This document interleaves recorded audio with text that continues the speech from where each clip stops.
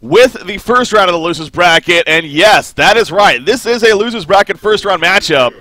Willowkeeper taking on Bad Monkey Gaming in a best out of 3. Who would have thought? But the way the brackets were set up and everything, you know, we were bound to have a crazy losers bracket matchup, and this is that match right here. So looking forward to see what happens, which team will finish in that 7th, 8th place spot, which team will continue to advance on. Again, we are in the final cycle, so no gold division dropping going to be happening. However, a lot of points are on the line. The standings definitely a big part of it, and of course, overall, the prize pool, as always, on the line on top of it all. So going to be a fun time here. With that said, I'm joined by the one and only Mini Maga once again.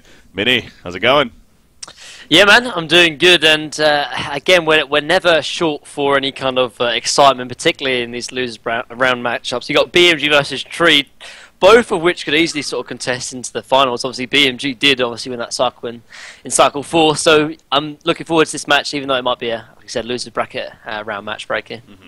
Yeah, it's just, it really is one of those things, you know, you see the losers bracket, oh, you know, well, I'll wait for another matchup, and then, no, don't do that, because, again, you look at the teams that are in this, this no doubt is going to be a good one here, and it really, obviously, you know, both these teams, they lost to very quality teams. In fact, pulling up the brackets here real quickly, this is all they got here.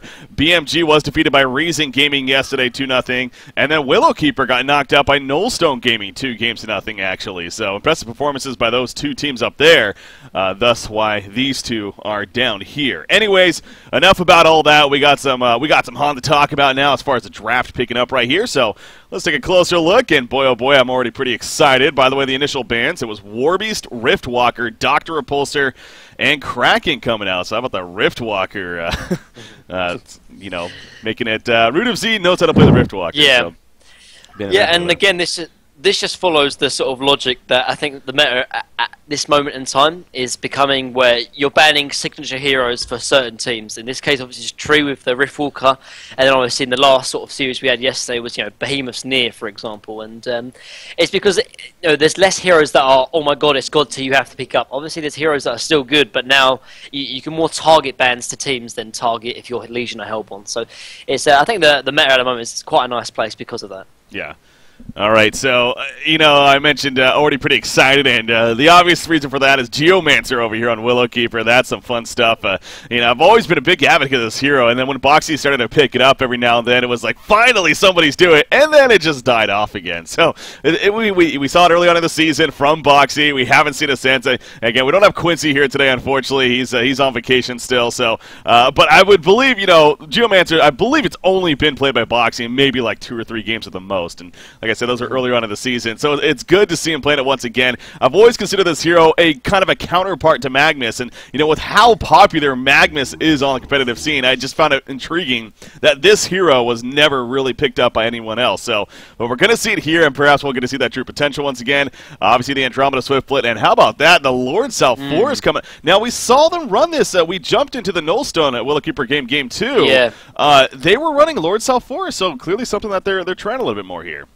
Yeah, definitely, and I think Tree are trying to expand their sort of playstyle, trying to run junglers, and you know, all credit to them, because they don't want to be like a one-trick pony in terms of always playing the second support and sort of having pulling or taking over the lane. And in this game in particular as well, I think Lord South Forest can work quite well. Obviously, counters the Ophelia's heal, so it will negate any kind of protection that Ophelia can maybe sort of help out with, maybe you know, ganks, for example. So you know, Lord South Forest can set up ganks with sort of Geomancer without the annoyance of Ophelia sort of saving any kind of potential ganks that Tree might set up.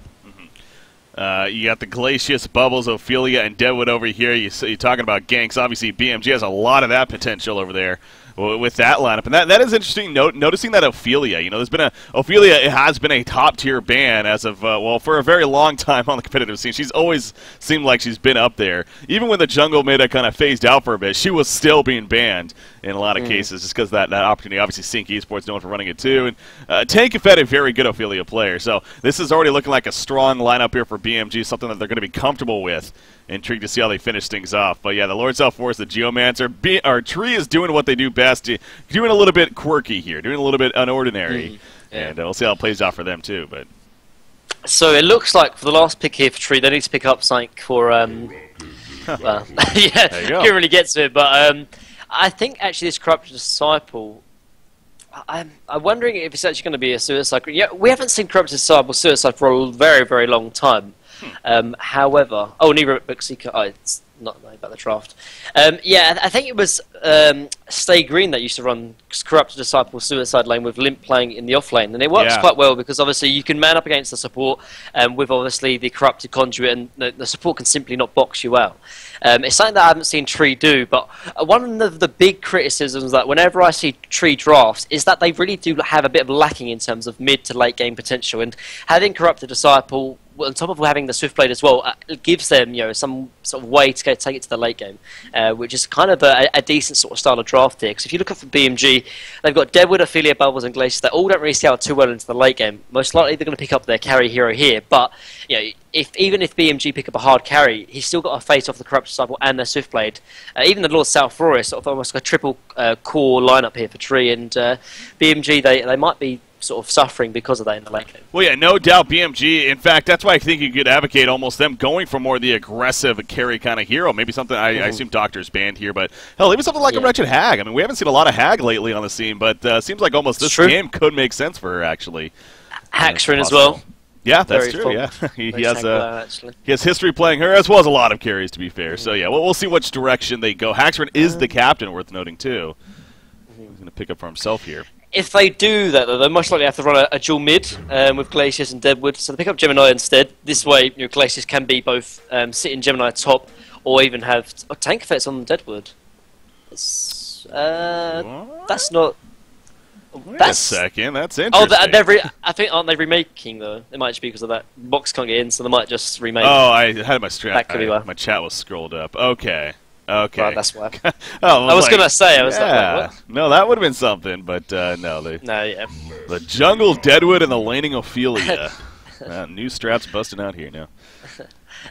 No, but with the Gemini last pick, it does give him ways to go into the late game, but it's one of those heroes that can get involved early as well. Like, the Twin Fangs and the Twin Breath actually do a lot of damage earlier on, and can get involved early, which is something that, like you said, Breaky, that might need to be pulled out here, because going late game against sort of Swiftblade and a Corrupt Disciple could definitely be a little bit of a worry here for BMG. Yeah, absolutely. So, obviously, we are going to have the remake here. So, real quickly reiterating, the other series actually is being covered by Kronos F over there in good old Spanish over there for the Latin American crowd. However, it's being covered nonetheless. So Shrek is Love versus Prime Icarus, definitely a solid series. Prime Icarus, they did rename, by the way. We know them as Prime Icarus, but apparently they renamed going to this cycle to Who or something like that. Ho or I don't even know. So just teams changing names as usual. What else is new? Anyway, so Team Who is actually their new name. Okay, there you go. Anyways, they're playing up there again to see which team advances on.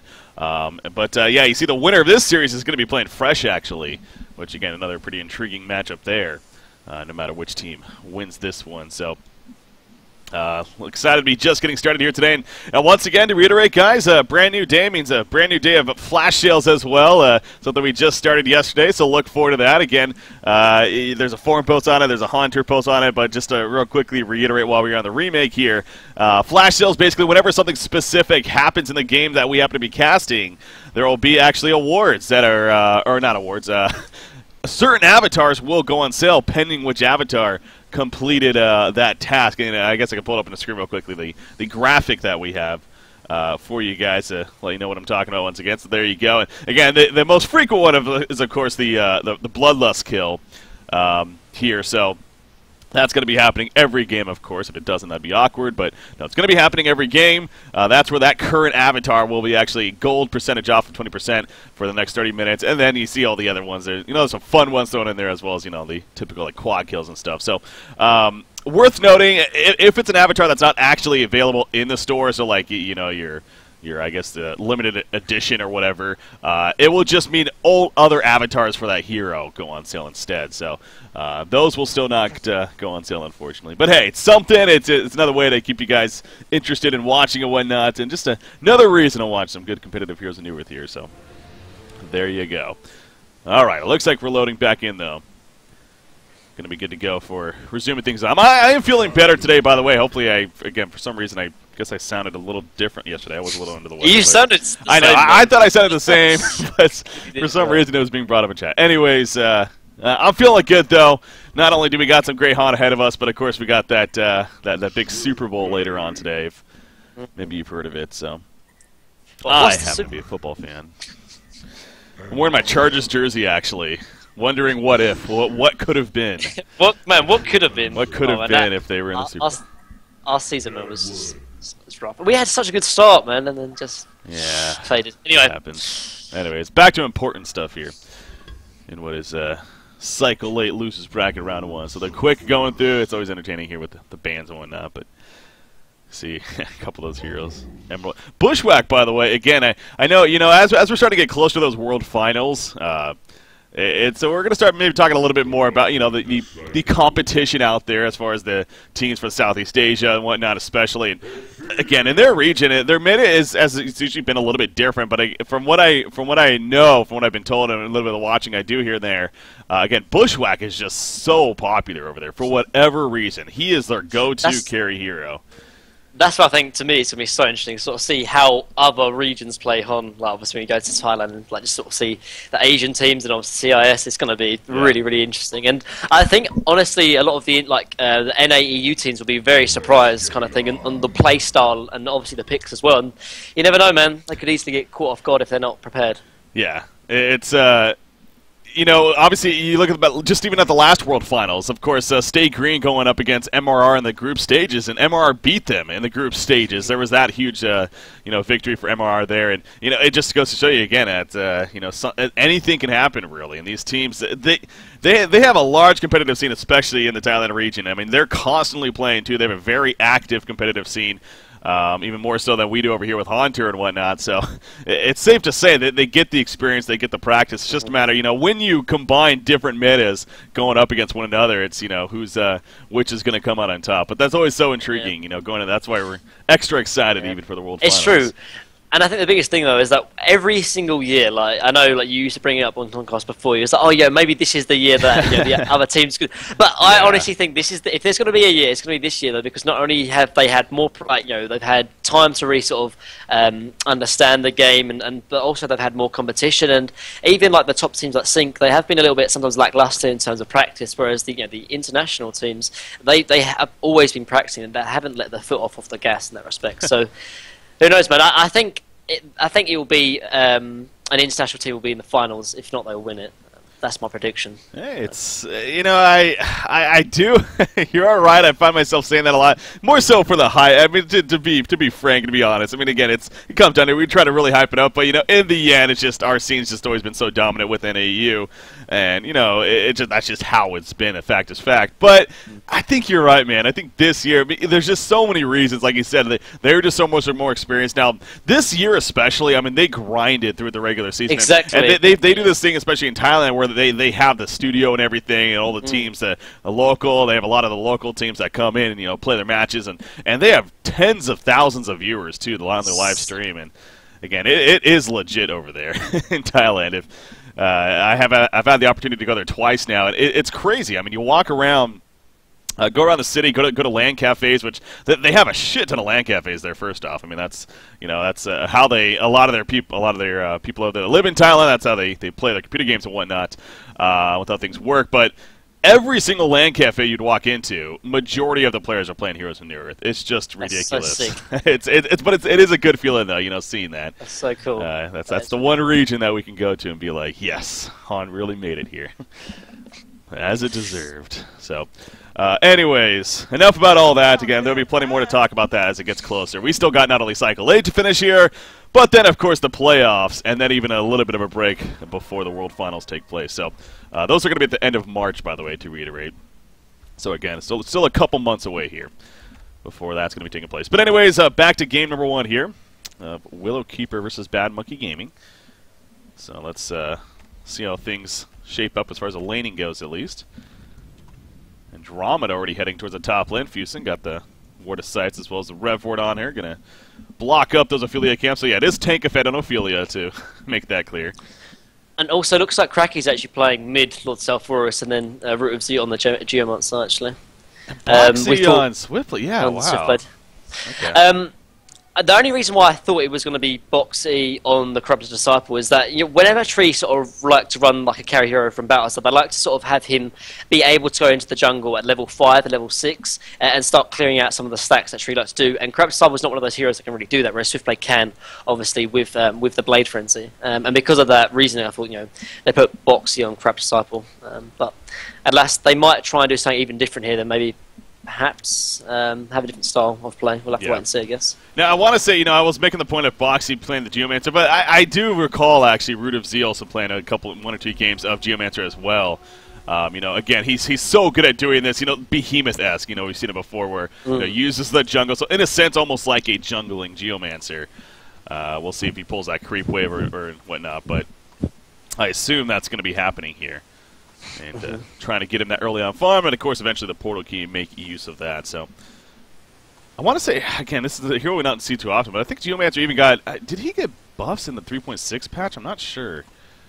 I'd have to pull it up now, but, I'd have to double check on that. But you see right here, he is going to do the creep pull, and going to pull them into the jungle as expected, so. Nothing out of the ordinary there. But yeah, the middle Lord South Forest, very interesting, and actually in a lot of trouble right here. Kraken might end up falling. No, he is going to be finding the Yam, but very, very close. A lot of pressure right off the bat. That's almost unexpected for him. I don't think he expected Glacius to be there. No. So, look at the lanes here. You've got obviously a standard dual mid, something that was very, very popular a couple of months ago, and then obviously you have your solo short with Gemini there, and then off lane Bubbles in that case. So with Tree, looks like they're running obviously Geomancer, something they used to do quite back in the day as well. They've actually pulled the lane creeps and start jungling with the Geomancer, and when he gets level 3 or level 4, he's probably going to start jungling normally. And because of this, actually, he's actually probably be farming a little bit faster than the Affiliate. As you can see, already higher GPM and just a little bit higher on XP as well. The biggest factor, I think, whenever Tree run a solo mid against a dual lane is that they'll have their secondary support, plus maybe the main support as well, rotate over to the mid lane at around maybe 4 or 5 minutes. Where Glacius is trying to box out the Lord South Forest, he might get a little bit too over-aggressive, and because of that, they might be able to secure a kill. So just expect that to happen in maybe like the 5-minute mark. Yeah, that's definitely a benefit of having a hero like Geomancer doing this. Again, it can be very, very active for you. So expect something like that to be taking place. By the way, I did clarify, Geomancer, he did get a slight buff in the 3.6 patch. His dig range was actually increased by 250 from 1,000 to 1,250, so that's even more time you get to, be able to use items, or you'll be able to set up your ganks and whatnot, and again, a porta key, especially with the synergizes very, very well. The fact that you could even use it in that dig, you could do some fun things with that. So, anyways, worth noting there. But Swiftblade at the top lane actually pushes it pretty aggressive up here, it looks like. But he's 9-4 against the 5-2 Gemini currently. Of course, Haxor does have the creep wave on him now, so we'll keep a close eye on that. But Swiftblade managing to do pretty well. What is this Ophelia skin, by the way? Holy crap. Never seen that before. Middle lane, here we go. Hasted Glacius coming in. There's the freeze on Lord South Forest. Now he does have the heal. He's going to go for the auto attack. It didn't go. There's the... No, it's not going to be enough, actually. And Lord South Forest only barely lives. Geomancer comes in as level 4, but Glacius picks up the bloodlust kill. Pallet managed to get the auto attack off still on a Krake. Oh my gosh. That was so close. Did he actually heal? I don't even know if Krake healed right there. It must have been very, very small, if anything, because I didn't even see his life jump up. But anyways, he does go down. Yeah, it's only level 1, so the heal would have only been, what, 70% heal? Yeah, I guess not much. So, Deflacius. Yeah, what happens to that now? On sale. Is that Pog Glacius? I don't know. No, maybe it is default. Default Glacius. Yeah, so what do we do now? No. But yeah, no, the fact that he got that bullet skill first, absolutely huge, of course. Lord South Forest is going to be fine again, but they're really taking it to him, man. This decision to send Glacius to babysit this Deadwood mid seems like it's paying off so far here for BMG.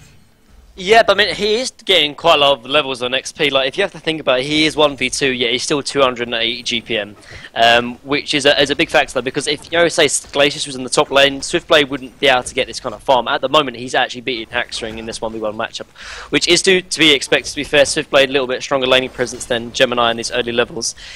So you just have to think about, like, if Glacius was top, then obviously Swiftblade's farm would be reduced, yet Lord South Forest is still getting quite a lot of work done in the middle lane, and because of that, he's actually, if you look at the golden experience, only 4 minutes in, but the team without a quote-unquote jungler is ahead by 1.7k experience and 500 gold. So yeah, just working out so well so far already. Alright, so you see right there, so old Glacius Avatar is going on sale. That's as a result of that. There's something right there. So there's your chance, guys. But no, at the bottom lane, you got Corrupted Disciple, again, pushing up the lane quite a bit. He's 21-14 right here. This bubble's 8-3 currently, so yeah, Belchstar, safe to say, having a pretty good time, but as I say that, he is in trouble now. Glacius coming in, the freeze going to be applied, a couple more auto attacks, and down goes Corrupted. It's a little bit of the Caster's Curse kicking in right there. As soon as I call him out, Glacius happens to be there for the roam. So Pallet's doing a lot of roam right here, being very effective. Middle lane, though, look at this setup by Trio. Some Veiled Rock Gang coming out. Oh, Geomancer was just exposed, though. And I don't think he's seen, though. I don't think he was seen. Maybe not. Okay, maybe not. Yeah, if he can get in a good position right here, but... No, he's going. Yeah, Glacius is here now. That makes it a little more difficult. Maybe I don't think they want to dive the tower. Yeah. They could probably kill the Ophelia, though, I think, together. They've got boots or striders on Geomancer. I think they'd be able to chase him down if they wanted to go for it. But yeah, I think Ophelia would be the better kill here if they wanted to set it up. But I think they want to sort of secure the kill on Deadwood to sort of stop his snowballing potential. That's what they're looking for. And it looks like they are ready to sort of dive as well. Looks like they're going to wait here to try and go for the opportunity. Yeah, they want to. Geomancer, again, he's got pretty good range on that dig, so he has the option to initiate.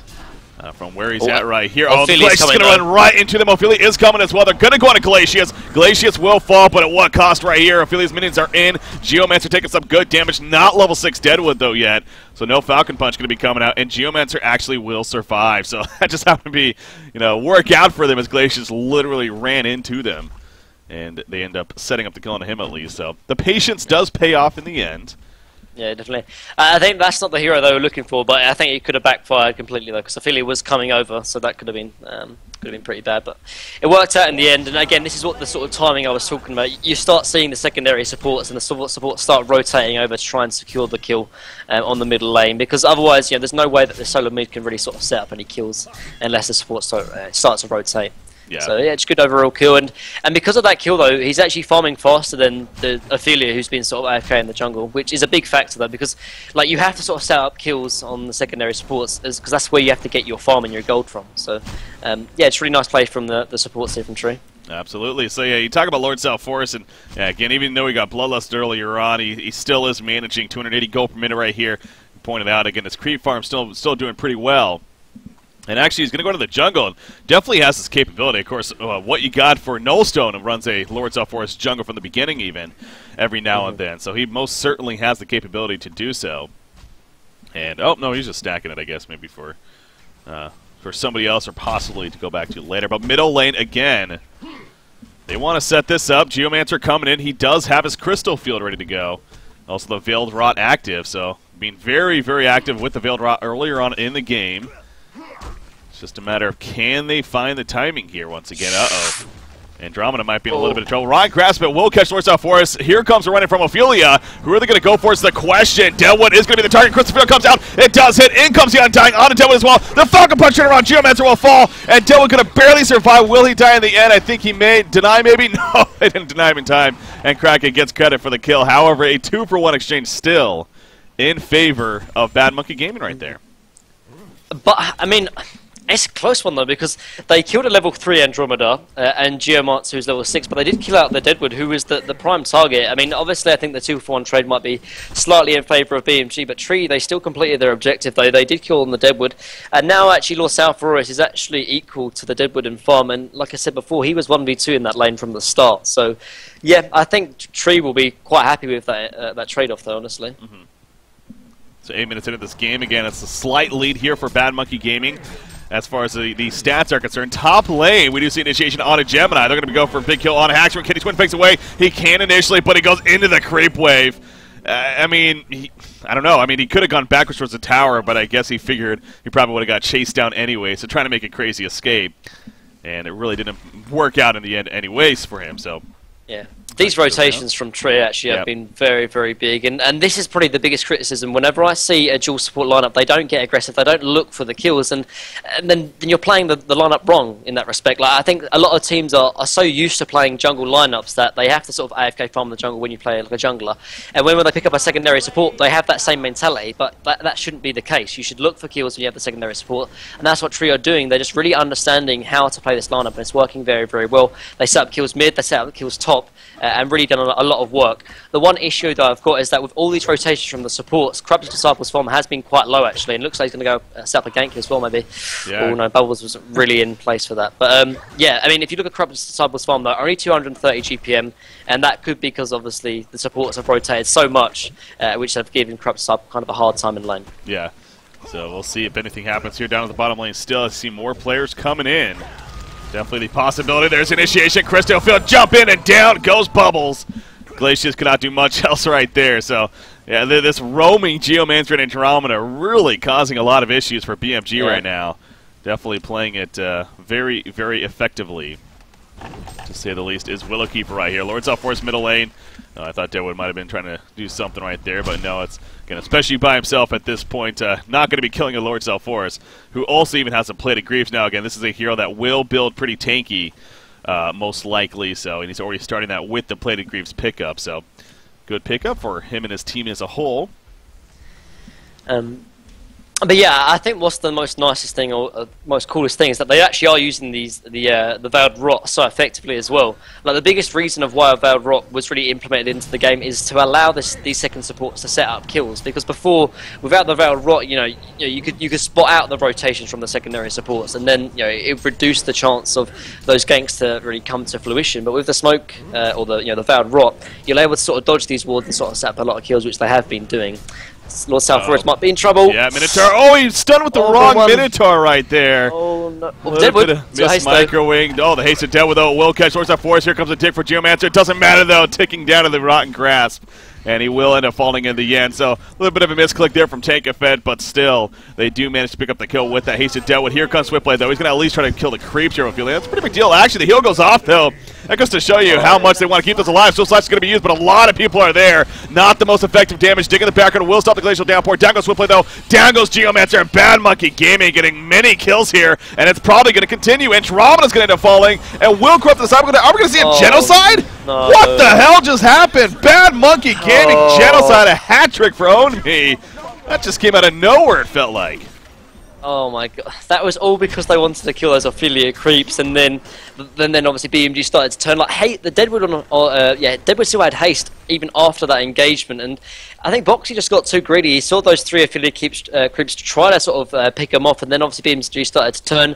Bubbles and then Gemini put it in as well, and Tree, they just were really on the back foot from the start of that engagement because of BMG were there ready to sort of try and take a fight, and Tree, they just got a little bit too greedy, honestly, and overextended without a doubt.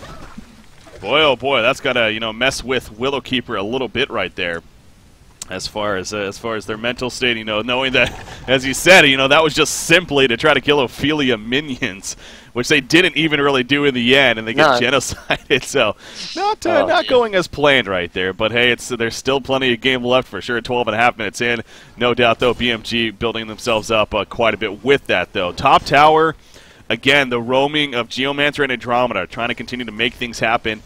I will say, as active as they have been, getting kills and assists, the GPM not really reflecting for them. I mean, Geomancer only 230 now. He is going to go in right here on a Geomancer, who splits up, or onto Gemini, really excuse me, and ends up getting the kill onto one of the dogs, which of course that is all you need. So now all 5 of them are actually up here. Looks like they're going to try to, well, I guess since they're up here, might as well go for a push. They're trying to maybe kill somebody else, but... They were spotted by this ward though, placed by Tankafed. So yeah. Tankafed's going to back off. A little bit of inefficient movement though. They ported up the Corrupt stuff up here as well. And they're going to farm out the enemy jungle a little bit, but you look at BMG, they're farming 2 lanes and farming the enemy jungle as well. So a little bit inefficient in that respect, because I don't think they're going to be able to start taking this tier 2. So a little bit of inefficient map rotation there from Tree, and getting punished slightly because of it. Yeah, I mean, this is just... It seems almost like they're desperate right here, almost like they're on tilt a little bit after what happened, getting genocided. Why are all 5 up here like this? And continue to do so. 13.5 minutes in, they're not really getting a whole lot. Sure, they are stealing some resources, but BMG's just taking the other resources in the other jungle, so it's not like they're really losing anything in the end. So you see Willowkeeper is going to kind of move as a team towards the middle lane, but yeah, not doing a whole lot of effective farming, though, and that really shows at least somewhat. I mean, overall, the goal per minute chart, not the most radical for either side. It's definitely an advantage here for BMG. Bubbles actually leading the way, believe it or not. Onmi's had a great game. He picked up that hat trick, and, of course, that genocide that BMG took part in. So he's 4-1-3, definitely a lot for that. Deadwood Oh, he's like setting up for something. Corrupted just simply wanted to farm, I think, and all of a sudden spots that Deadwood right there, so they fall back from one another. But so, I mean, obviously at the moment BMG have quite a decent advantage, probably a big enough advantage if they want to start forcing team fights, forcing towers and grouping up. I think they could do so. And Tree, I don't think they really have the items or the farm they need to start really defending any kind of tower. So I think they need to try and split the map as much as possible. They do have the better late game. They've got Corrupted and Swiftblade, but they don't really have the greatest farm to really contest as of right now. I mean, they do have a decent sort of setup and defending capabilities with, say, like the Geomancer. If he gets like a big crystal field, then might be able to defend. But if this happens, then Lord Self-Force, the swap from Andromeda, playing that sacrificial lamb role as she does. So Fusion goes down, but definitely the better target of the two to fall. As 100% one of them was going to die. So well played by Andromeda right there. But at the same time, BMG get the hero kill and they get the tower kill on top of that. And they're going to keep this push going. So yeah, Haxerin being with the team here, 0-2-3, not the sexiest stat line, but he is going to push with the team nonetheless, and they're going to go for a secondary tower now. And for the looks of it, they could be successful with this. Well, maybe not. So Swiftblade and Self-Force are coming in. They're not going to let it happen at least. But Root of Z gets picked off at the top end in the meantime, but that means two players are up there. So Tree gonna try to take the numbers advantage at least initially. Undying applied to Deadwood, so Slash is bouncing around. Will it kill Deadwood? Yes, it will. Gemini jumps into Big Twin Fangs, but not much follow-up. Has to fall back. His teammate's not really there in time. Bubbles is here, but he's gonna also try to run back. Now the chase is happening from Self-Force. I don't want to overextend this though. They did deny the tower in the end, so again the case of, well, they denied it, but hey, that's another tower down at least in favor of BMG here. Yeah, BMG, they didn't actually have the numbers advantage there. I think Bubbles was ganking top, but because of that, obviously, I think it was like a BMG with only 3, then Tree sort of came down with 5, and then was able to sort of push off BMG. And he saw Deadwood jump to try to ulti onto the Swiftblade, but he got his Swift Flash off just before, and then it ended up killing Deadwood as a result. But not the biggest of deals, like they still take down the Tier 2 tower, and they get a lot of map control because of it. And they're still in pretty sizable margin of advantage as well, so they can keep on try and take down all these towers as well. There's not much that Tree can really do to really contest, unless they're trying to sort of delay and split push because of it. Yeah. Now to clarify on a mistake I said earlier, because again I know I make mistakes and no problem admitting it. Lord Self-Force, I guess his ultimate you cannot deny it. So when I was calling them out for not denying him, there's good reason for that. So I guess it's Voodoo Jester's Curse's Ground and his ultimate for some reason just aren't deniable. And I don't know if that's because of them being, the type of damage they are, or if that's just simply because that just happens to be a state for them, like, no, we don't want you to be able to deny this, so you can't deny it. But whatever the case is, it is not deniable apparently. So you can't deny Voodoo Jester's either, I guess. Yeah, that's what I was pointing out. So those are the two in the game that you are unable to do so, I guess. So, anyways, Portal Key coming close here for Geomancer. So, again, Rudy Z has been very active. The GPM has been struggling a little bit, but he will at least have the Portal Key here shortly. Top lane, though, Self-Force in a lot of trouble. Now, TPs are going to be happening. Self-Force is tanky. So this is not going to be a quick kill here, and that could save them. Oh, maybe not. Andromeda's like, wait, where's my team? Oh, God, she's going to drop right there. Lord Self-Force going for the turn kill on a Deadwood. At least he's still alive. Corrupted Cycle comes in. They kill Deadwood. Somehow, Lord Self-Force is still alive even. He is going to fall in the end, though. Tornadoes all over the place right there. But now Ophelia gets slashed down right there where the Swift Slash is. And now they're going to chase out Gemini and Bubbles. Bubbles does have the Hasten active. He needs to play this pretty careful, though, thinking about possibly going back in or at least toying with them. Catman Champion assisting. Bubbles might actually go for a turn kill. No, not with Geomancer coming in. Portal Key's in, by the way. Not going to be really much else, though, so that'll be the end of the fight. But yeah, you're right. The TPs from Tree were very late right there. Yeah, so what happened? Andromeda TP'd in instantly, which was the right decision to make, but Corrupted, Lord Self-Force, and Swiftblade were so slow. Like, if they all put it in instantly, then they could have wiped the team fight and allowed Lord Self-Force and Andromeda to survive, but instead they don't, which is a little bit surprising, honestly. But I'm getting people are sort of telling me that there's audio delay on the stream, and I don't know, people are just saying this, I don't know if audio it's an delay issue. on the stream? Yeah, I said, and a lot of people were having issues with the audio delay. I don't know if it's an issue, but people just said it. I don't know. Yeah, no. I mean, I don't have different settings. I would like to get somebody that we trust that can maybe beef I don't know. People just here in chat. So if Beef Mind's checking that, perhaps. But If that is the case, then maybe I can restart after. But anyways, yeah, that's fine. Yeah, and so just the tree was really slow to TP in, and as a result, BMG did still capitalize. It wasn't the worst thing again though, because Trio they're still getting decent trades. Although they're still behind by 5,000, the aim of their game plan is just to delay. They've got Corrupted and Swiftblade that can easily outcarry the side of BMG here, because Haxion's not even that farmed. And with the style that the BMG are sort of going for, they're sort of to group up, start taking team fights, which means that Haxion won't have the greatest places to sort of farm. And so the later this game goes on, Tree should be in a good position. Now, I was going to bring this up too. Pallet was farming that bottom lane while there was some top action going on. You look at Pallet, man, he's level 11. He has a freaking Portal Key and Ghost Marchers as a main support Glacius. He does get picked off right there, though, as he was kind of farming by himself, so maybe doing a little too much of that. That kind of backfiring on him. So this middle tower, they're going to be caught up, but here's the initiation. Swiftblade jumps, and Swiftblade dead right off the back. Corrupt the Disciple on the front lines, though, with that overload up, but it doesn't matter. He ends up going down. Geomancer off to the side. He's trying to get away. Can he dig? No, he cannot. He also goes down, and what a cleanup once again right here for BMG. Guess who wasn't there? Lord Salforce happened to not be there. And boy, oh boy, a 4-for-1 exchange in the end if you count the Glacius kill initially. Who's now just resurrecting, and here comes Kongor. The issue is, though, is that I think Lil Cypherus was somewhat in the area as well, though. But like, even though they killed off Glacius, he's not really a pivotal point in these team fights. Yeah, he's got a portal key, but not the biggest deals. The BMG still have the stronger team fight. Tree, like I said, they need to delay the game, and sort of grouping up like that, it just screams that BMG will defend that, and as they did. Now they're very, very far ahead now. They're going to take Kongor, and with this, I think they might be able to pressure high ground as well. And Tree. Man, there's a lot of positions, a lot of times in this game that they'll look back on and be like, look, that was a big mistake. Yeah. And that was definitely one of them. All right, so I am getting confirmation that apparently there is actually just a very, very slight audio delay.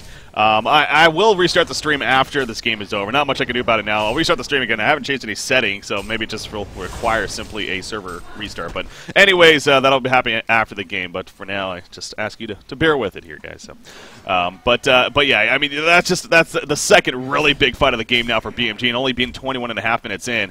Scary news for Tree. It does go back to, you brought up in the draft that they have a Corrupted, they have a Swiftblade, they have even a Lord Salforce, almost that tri-core in a sense, does Tree. So when it comes to mid to late game, definitely very, very viable. But at the same time, that Gemini final pick, it's kind of interesting where they were going to go with that. Were they going to go more the aggressive, something like a Wretched Hag, or more of the late game hard carry here on that? Gemini most certainly fits that late game hard carry. So, and right now he's definitely picking up on the farm, at least now at 360 gold per minute. So as far as this game continuing to go on, both teams can be fairly satisfied with that, I think it's safe to say.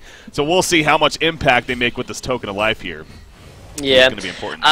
I mean, like, Gemini can definitely contest in the late game, but he's still going against a Corrupted Disciple and Swiftblade. But at the same time, like, his whole team is 10,000 gold ahead. So if it does go into the late game, like, BMG will still be in kind of a big advantage. If it was, equal in terms of gold and experience, then I would definitely favour Tree. But I mean, the beauty of Gemini in the draft as well is that he can get involved early, yet still have a big presence in the late game. So yeah, it allows them to really sort of group up and still take these team fights with their carry. It's not like, say, like an anti-mage, like a mage main, for example, who just wants to split push the whole game. Of course, yeah. Tree are going to start counter pushing and split pushing as they should, because they just simply cannot contest. The only way they can really defend is if they take team fights inside of their own base because of their sort of logistic advantage. So trading right now is very, very beneficial.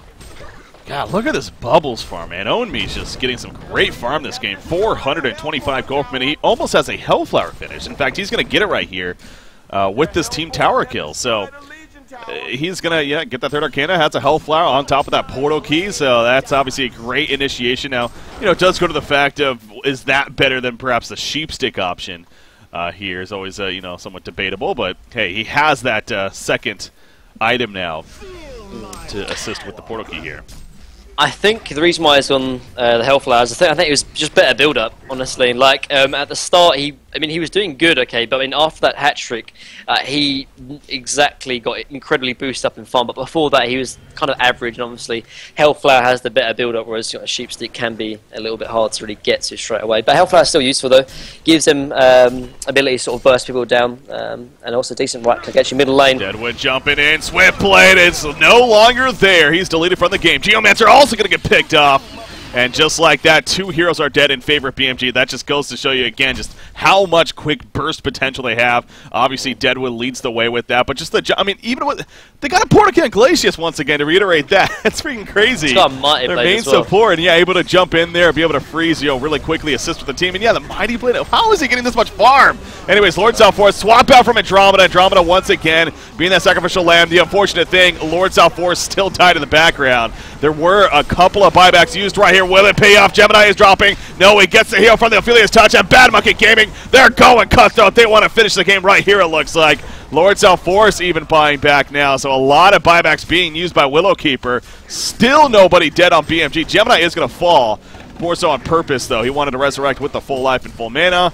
As he does right there, he goes back in. Twin Pink's done, hits Lord Southforce. Will they have the follow-up damage? There's a Portakey freeze from Glacius as well. Gemini's dropping, though. Gemini will go down in the end. Glacius also falls, so a little bit over extension from BMG, perhaps, and now they are going to start to fall back, realizing their mistake right here. Andromeda, maybe overstepping her boundaries a little bit. They're going to go into her now. How much will they dive? Apparently pretty damn far. Bloodbath right here coming out. Own Me is on fire, man, with this streak right here. And they also pick off Rudizy in the background again. So many kills happening there for BMG. So, I mean, sure, they lose Gemini and Glacius in the end, but I think big picture, they're still pretty satisfied with the way that turned out. Oh yeah, definitely. They forced out 3 buybacks. They won the team fight. And although they didn't take the Rex, I mean, just look at the golden experience. Like, BMG are in just such a big lead. And, I mean, Tree... I think they were just too far behind, honestly. Like, we go back to the 2 team fights previously to this one, and they just gave too much away, and giving away so much gold experience so early against this sort of style of draft from BMG is just too deadly.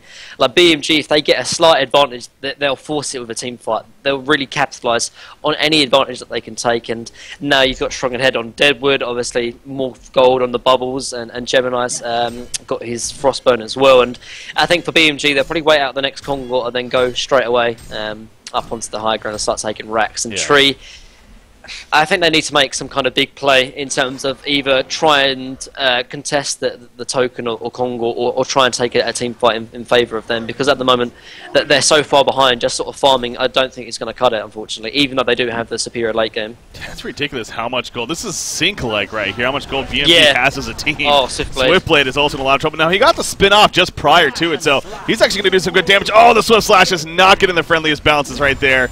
And he ends up getting picked off in the end. So good job with Ophelia, too. The Ophelia's touch. Yeah, she has a demonic breastplate. I mean, this is just absurd how much farm they have as a team once again. This is, the demonic breastplate on Ophelia reminds me of a Meisty when he played the Ophelia back in the day. Like to do this kind of style here. Lord Southforce gets picked off, too. I think the end is coming near here for Willowkeeper. I think the funniest thing actually is that Haxion's the 4th most farmed hero on this team. Deadwood, Bubbles, and Ophelia all above him. Again, this is very sync-esque. That would be the Flensmeister equivalent right there. Yeah, definitely. I mean, this is the style of play and the sort of style of draft that Sync would definitely much play. You know, they pick up a jungler, they start going team fights, they take a slight advantage and then force it. I mean, I thought they was going to wait for Kongor to resurrect, but it looks like they just want to start pressuring middle straight away, actually. They're just going high ground. I guess with 2 people dead, might as well. Exactly. Just try to at least even force anything. Swiftblade is going to be he has a buyback, but not going to risk using it right here. Lord Southforce is still dead for another 20 seconds. Look at that dive deep. Wow, diving deep right there does Glacius to kind of just distract them if anything. And they do get the tower kill. So satisfied with that, they'll start to fall back. And now I think waiting for the next Congour is very likely the strategy here from our Hellborn team. So yeah, as far as positives for Willowkeeper, trying to find them, you got Corrupted, he's all over the place with his items. I mean, that could be a staff. It also could just be trying to be a Shrunken Head now with the glowstone. I don't think Shrunken Head, like we talk about it quite a bit. Like Shrunken Head's, it's useful, but again, this game, I mean, it's good, but Gemini is still going to have a bit of the pressure. And I think Staff, I think they just need damage, honestly. Like, they need damage to really cut through BMG's sort of lineup. And, you know, Shrunken Head won't really offer him that. Staff the Master might, and it's actually a decent item that can help him sort of defend high ground. Because if they do overextend, then it can bounce onto multiple heroes and might be able to sort of allow them to hold their racks. But, I mean, I don't think one item will make them get back into the game, but Staff is probably the best item in this circumstance, probably. Yeah. Yeah, staff note, it is a very strong item on Corrupted when it first happened, when it first really was introduced to Corrupted Disciple. I know Stay Green was definitely a fan of using it, Chess even making use of it, and we did see the true potential and the power of what it could be, so it definitely seems like it could be the viable option here, but yeah, is it that, okay, now they're actually looking pretty good once again at him? Maybe not, down 22.5k gold, 24,000 experience, there's not many items that are going to really do that for you in the end, but still, got to start somewhere, I guess. So Swiftblade, he's also trying his darndest. He has 2,700 gold now saved up himself. He is still a little bit squishy. He has the Abyssal Skull, sure. He has a Firebrand, though. I assume he's going to be saving up. Well, it could be the Geometer's Bane or even the Shrunken Head himself here, depending on what he feels necessary. But you just look at the bigger and better items coming across the board for this Hellborn team. And just as a team, once again, Gemini just picked up a Axe of the Malphite, but you got the freaking Deadwood with the Blessed Orb now. Again, we already talked about Ophelia where she's at. The Shrunken Head on Bubbles right here. He's just really playing that battle build here. This is a Shrunken Head Hellflower, so his auto attack's going to do some good damage, as well as he has the ability to now stand strong in these fights with that Shrunken Head. So it's a lot of difficulties that Tree is just going to continue to have to deal with here. I mean, where did I guess I was going to ask myself where did it go wrong, but I almost answered myself right away. I guess it was just that Ophelia situation where they tried to kill the creeps, they got genocided, and it's just kind of been downhill from there.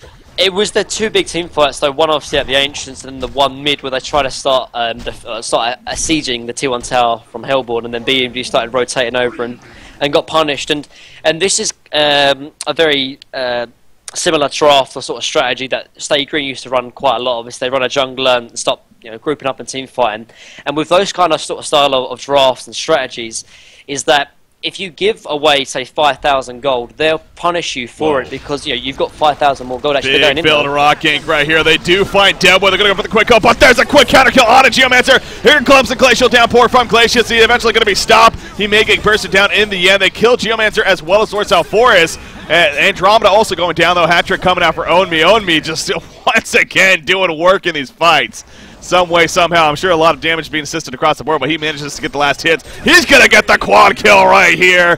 No Annihilation going to be coming out, but that's not only is it a good sign for BMG, but good sign for the fans as well, because that means another flash sale going to be kicking in right here as a result of that quad kill. But anyways, Own Me, 15, 1, and 10. He's got to be close to the Immortal. I think he died very early on in the game, if I'm not mistaken. So I think you're right, actually. I want to say 1 or 2 more kills. He actually should have it. So he's on the way to possibly picking that up as well. And they're just going to push in middle. Most important to a victory here, clearly. I mean, BMG just everything is clicking. And again, they looked good yesterday against Reason Gaming as well, especially earlier on. They ended up losing the series 2-0, I know. But overall, they played it fairly solid. And again, a team coming back from the Gold Division. There was a lot of question marks. What were we going to see of them? Well, again, they're showing, with the star-studded team that they have, they are a team to reckon with, and they're a scary team at that, so we're seeing that here. And, I mean, going back to the podcast, I did say BMG would drop down to the loose bracket and then they'd just make their way to the final, but I'm just saying wait and see, but from now they're probably going to lose 2 more after this tree, but probably. But, Konga's being taken, and I did like the idea of what Tree will try to do, and looks like they're going to try and do it again actually as well here. Smoke Gang Cup going to try and make a play. Still attempt. Bubbles goes over the shelter. He knows that the hero kill. Phil going to be coming out. Song's going to be a quick kill right there, and there's the Immortal on Own Me coming out right there as a result. Lord Salforus trying to run away. He should be fine, but they do kill Kongor. Token of life on Gemini. When is Tree going to throw it in, man? I think they need to realize here soon that it's like, okay, what's done is done. Lord Salforus also going to get picked up. Super KG going to pick up a double tap himself. Boy, oh boy, GG well played. What a performance. Again, BMG as a whole, definitely very good, but Owned Me, man. This is not a player we really know or talk too much about. And again, he hasn't really been around. He's been around the scene, but he's kind of been bouncing around the scene. Obviously, a part of Reason Gaming for a bit, here and there. Obviously, joining BMG most recently. He showed his potential here. Yeah, definitely. And I mean, not to take anything away from BMG or Own Me, but I have to admit, I think the biggest reason of why that backfire is that it was 2 big team fight decisions from Tree that really put him in such a big rut. And like I said before, if you get behind against this sort of a very team fight oriented S kind of a draft, then you'll get punished for it. You get 5,000 gold behind, BMG will not stop. They'll take all your towers, they'll take your racks because of that advantage, and that's kind of the style of the draft. I mean, if Tree could somehow delay the game by 10 or 15 minutes, we'd be talking about how Tree did such a good job of delaying the game, but at the end of the day, BMG still did take it, and I think it's because Tree, they lost too much because of those team fights and gave away too much gold, and BMG, they really did force the issue after that. Yeah. All right, well, game number 1 of the books right here. Bad Monkey Gaming takes it very decisively in the end, working off of the momentum there you could say. And so going to be interesting to see what Tree does going into game number 2 now and how they react to this. So yeah, we saw a quad kill. We also saw the immortal streak. So there's a couple of flash kills bound to be happening here. I'll keep you updated on that as well, as far as what's going to be happening here concerning that for those that are interested in the avatars. But anyways, most importantly though, BMG takes it, and they're up 1-0 now. As we talked about, guys, I am gonna be restarting the stream right here again. They're gonna try to get this. I'm not gonna really change any settings. I think it might just be a server issue because there was then a lot of people saying that it's fine for them. So maybe it's just certain people. It could be, I don't know.